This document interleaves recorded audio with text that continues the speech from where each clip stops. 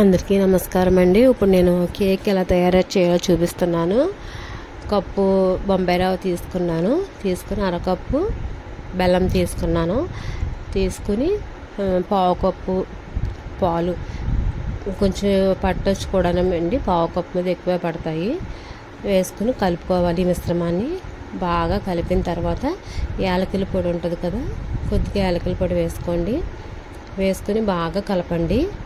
ఎంత బాగా కలిపితే అంత స్పాంజీగా వస్తుంది కేకు. బాగా కలిపిన తర్వాత పక్కన పెట్టేసుకోండి. ఒక అరగంట నాననివ్వండి. నానిన తర్వాత ఉన్న తర్వాత దాంట్లో పావు కప్పు ఆయిల్ వేసుకోండి. సన్ఫ్లవర్ ఆయిలే, వేరుశనగ నూనె, నువ్వుల నూనె వేయకూడదు, లేదంటే నెయ్యి అన్నా వేసుకోవచ్చు. వేసుకున్నాక పావు చెంచా వంట సోడా వేసుకోవాలి. వేసుకున్న తర్వాత బాగా బీట్ చేయండి. చేసిన తర్వాత ఒక దళసరిది ఉంటుంది కదా కళాయి, దాన్ని తీసుకుని దానికి స్టాండ్ పెట్టుకొని వేడి చేసుకోండి. ఈ లోపల ఈ బౌల్ ఉంది కదా, కేక్ బౌల్, దానికి కొద్దిగా నెయ్యి రాసి వెనగాని రాసి ఈ మిశ్రమాన్ని దాంట్లో వేసుకోండి. అలా లూజ్గా రావాలి వేస్తుంటే. దానిపైన ఫ్రూటీ ఉంటాయి కదా, అవి జీడిపప్పు పలుకులు వేసుకుంటున్నాను, బాదం పలుకులు. ఇవి వేసుకుంటే బాగుంటుంది. తింటున్నప్పుడు మనకు మధ్య మధ్యలో తగులుతూ ఉంటే బాగుంటుంది. వేసుకున్నానండి. చూడడానికి కూడా కలర్ఫుల్గా ఉంటుంది. జీడిపప్పు ముక్కలు కూడా వేసుకున్న తర్వాత బాదం పప్పు ఉంటే అది కూడా వేసుకోవచ్చు.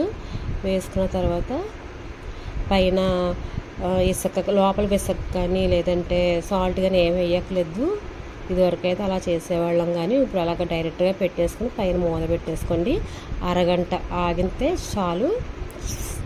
చిన్న మంట మీద అరగంట వరకు ఉడికించండి. కరెక్ట్గా అరగంట సరిపోతుంది. చూడండి, తీసేసరికి చక్కగా ఉడికిపోయింది. ఇదండి, కేక్ రెడీ అయ్యింది. బాగా వచ్చింది.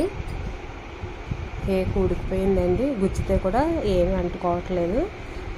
బాగుంది, బాగా వచ్చిందండి కేకు. ఇప్పుడు వేసవికాలం సెలవులే కదండి, పిల్లలు ఇంట్లో ఉంటారు. మనం ఇలా తయారు చేసి ఇస్తూ ఉంటే వాళ్ళకి చాలా హ్యాపీగా తింటూ ఉంటారు పిల్లలు. అమ్మ చేసిన కేక్ అనేసరికి వాళ్ళకి ఇంకా ఇష్టపడతారు. మనం కూడా అస్తమాట్లు బయటికి కాకుండా ఇంట్లో ఇలా తయారు చేసి ఇస్తూ ఉంటుంటే వాళ్ళకు కూడా మా అమ్మ చేసింది అని వాళ్ళకే మంచి ఫీలింగ్ ఉంటుంది. చూడండి, కేక్ చూడడానికి ఎలాగా లుక్గా ఉందో. పువ్వులు అలా డెకరేట్ చేశాను. చూడడానికి అయితే చాలా బాగుందండి. ఇలాంటి మంచి మంచి వీడియోస్ కావాలి అంటే నా ఛానల్ని సబ్స్క్రైబ్ చేసుకోండి, లైక్ అండ్ షేర్ చేయండి. ఇదిగోండి, మా పాప వాళ్ళ డాడీ కోస్తున్నారు. మా అమ్మాయి కేక్ కోయడానికి అయితే ముందు ఉంటుంది.